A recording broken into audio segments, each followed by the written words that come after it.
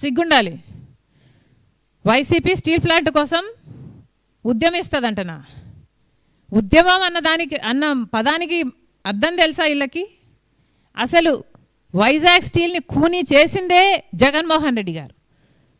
2021లో అంటే జగన్మోహన్ రెడ్డి గారు ముఖ్యమంత్రిగా ఉన్న సమయంలోనే department of investment and public asset management వాళ్ళు మేము విశాఖపట్నం స్టీల్ ప్రైవేటైజ్ చేయబోతున్నాము అని ప్రకటిస్తే ఆ రోజు ఏం ఉద్యమం చేశారట?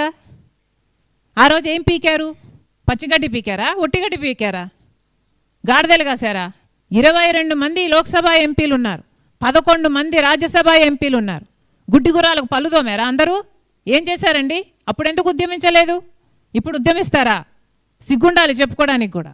నిజంగానే చిత్తశుద్ధి ఉంటే ఏ ఒక్కరైనా, ఈరోజు ముగ్గురున్నారు విశాఖపట్నంలో, చంద్రబాబు గారైనా, పవన్ కళ్యాణ్ గారైనా, లోకేష్ గారైనా ఒక్కరైనా విశాఖపట్నం స్టీల్కి వెళ్తారేమో చూద్దాం. సిగ్గుండాలి. వైసీపీ స్టీల్ ప్లాంట్ కోసం ఉద్యమిస్తుందంటనా? ఉద్యమం అన్న పదానికి అర్థం తెలుసా వీళ్ళకి? అసలు వైజాగ్ స్టీల్ని ఖూనీ చేసిందే జగన్మోహన్ రెడ్డి గారు.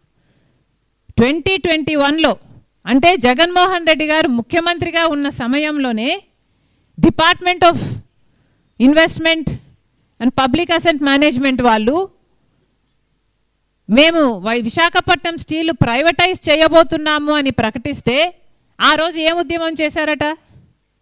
ఆ రోజు ఏం పీకారు? పచ్చిగడ్డి పీకారా? ఒట్టిగడ్డి పీకారా? గాడిదలు కాసారా? 22 మంది లోక్సభ ఎంపీలు ఉన్నారు, 11 మంది రాజ్యసభ ఎంపీలు ఉన్నారు.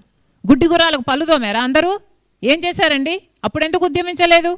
ఇప్పుడు ఉద్యమిస్తారా?